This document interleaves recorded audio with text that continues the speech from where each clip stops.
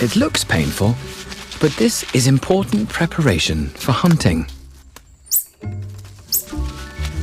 Each family member has its own unique way of doing it. Some more thorough than others. Next, it's time to hunt. Low-light cameras can see their nocturnal world.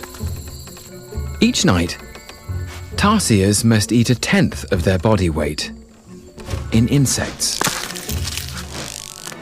From the safety of his home tree, the 5-week-old watches on as the adults hunt.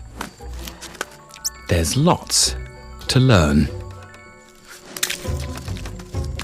He must master his satellite dish ears, moving each one independently to pick up tiny sounds in the dark.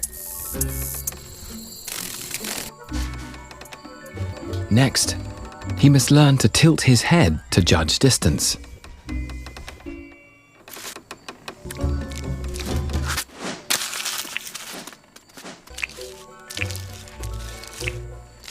And there's one final lesson.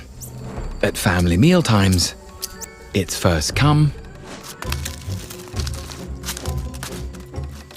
first served. It's time for the family to venture deeper into the forest. Filming the family deeper in the forest than ever before, we can now see the secret way tarsiers keep their young safe through the night.